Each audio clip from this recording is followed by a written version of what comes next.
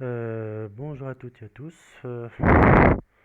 Dans un nouveau problème de la série Problèmes primés où je présente des problèmes que j'ai composés moi-même et qui ont reçu le premier prix dans des concours internationaux. Alors le problème du jour, il a été publié dans la revue Die Schwalbe, c'est une revue allemande qui paraît tous les 2 mois, 6 numéros par an. Et ce problème, il a été aussi admis à l'album FIDE de la période 2010-2012 avec 8 points sur 12. Donc le juge de ce tournoi était le juge brésilien Ricardo de Vera. Et on va essayer de regarder le problème qui est un petit peu quand même difficile, hein, qui va être un peu long à expliquer. Donc on va examiner la matrice, il y a pas mal d'éléments. Alors on a déjà les 4 pièces blanches, et même le roi blanc, il a aussi du travail dans ce problème. Donc on a 4 pièces blanches. La tour B8, la tour F2, le fou F5 et le fou G5. Et chez les noirs, on a 2 pièces thématiques, c'est le cavalier E4 et c'est le cavalier D2. Alors le cavalier E4, il est cloué. Il s'agit de le libérer. Donc le roi devra jouer et quitter le clouage. Donc dans une solution, il va en A2 et dans une deuxième solution, il va en C1. Et dans les deux cas, on constate que le cavalier D2, il est cloué. S'il va en A2, il est cloué par la tour F2.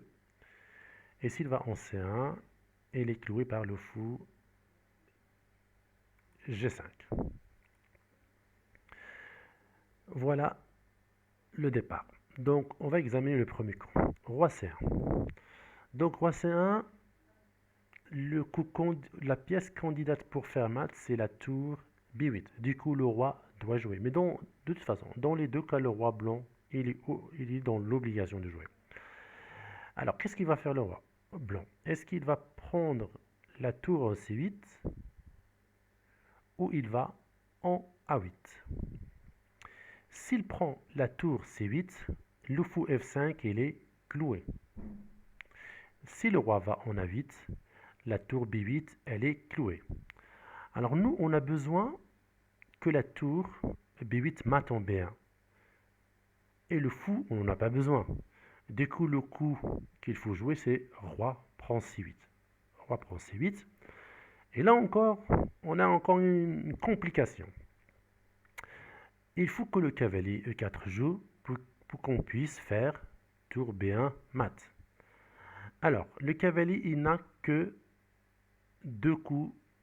Alors, il faut le cavalier C3, c'est hors de question parce que ça récupère B1. Donc, il reste cavalier prend F2 et cavalier prend C1. Si on prend cavalier prend G5, tour B1 mat n'est pas possible. Du coup, le cavalier, qu'est-ce qu'il fait? Il prend la tour F2. Et là, on a tour B1 mat. Voilà, c'est très compliqué. Et la deuxième solution, elle est de... Voilà, c'est la même idée, sauf que maintenant, c'est plutôt le fou qui va mater et non la tour. Alors, on va jouer roi A2. Alors, donc, la pièce qui va mater, c'est fou B1. Et comme on l'a dit tout à l'heure, le roi blanc, il est dans l'obligation de jouer. Alors, il y a 2 coups possibles. Roi A8 et roi prend C8. Si je fais roi prend C8, et comme le cavalier va jouer, je ne peux pas faire fou B1 mat parce que le fou, il est cloué par le fou H3. Du coup, qu'est-ce que je dois faire?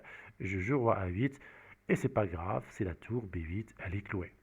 Donc, je joue roi A8, et là encore, le cavalier doit choisir. Bon, on sait que cavalier C3, c'est pas bien, parce qu'elle récupère B1. Donc, il reste cavalier prend G5, et cavalier prend F2. Si on fait cavalier prend F2, Fou B1, mat n'est plus possible parce que le cavalier n'est plus cloué. Et donc, le fou, on n'en a pas besoin. Le fou G5, c'est lui qu'il faut capturer. Du coup, je fais cavalier prend G1, fou B1 mat. Voilà, c'est très très compliqué. J'espère que que les explications étaient claires. Maintenant, le contenu thématique. Donc, je reprends la position initiale. On a deux échanges de fonctions pour les blancs. On a tour F2 et fou G5. Alors, quand l'une est capturée, l'autre cloue. Voilà, quand le fou il est cloué, alors quand ici, parce que j'ai besoin de la tour, c'est le fou qui est capturé et la tour qui cloue. Et quand je fais roi C1, c'est le cavalier c'est la tour qui est capturée, pardon, et c'est le fou qui cloue. Et on a surtout le cavalier, il est cloué dans deux axes différents. Il est cloué en A2 par la tour et il est cloué en C1 par le fou. Et dans chaque solution, il y a une pièce qui disparaît. Ça, c'est une idée que j'ai très très bien travaillée. J'en ai fait beaucoup d'exemples et j'ai même organisé un concours thématique là-dessus, je pense c'est en 2012. Et cette idée, depuis, elle porte mon nom, puisque elle est appelée thème en coude. Mais à la base, c'était le thème thématique de mon jubilé pour mes 40 ans. Alors, ça, c'est d'un côté. Maintenant, on a aussi un échange de fonctions pour la tour B8, fou B1. Voilà, une garde mat. Voilà, garde mat. Et surtout, le mat, il est sur la case initiale du roi noir. Ce qu'on appelle le thème Ivanov différé. Et il y a un troisième thème, c'est le thème barulin. Alors, c'est un antiduel de capture du couple tour F2 fou G5. C'est un antiduel de capture. Donc, j'espère que non, je pense que c'est pas vraiment ça, puisqu'il y a aussi, c'est plutôt un antiduel d'autoclouage. Par exemple, ici, quand je fais roi C8, il faut que la tour ne soit pas clouée. Donc, par exemple, alors je fais la première séquence. Je suis ici. Et évidemment, je dois faire tour B1 mat. Si je fais roi A8,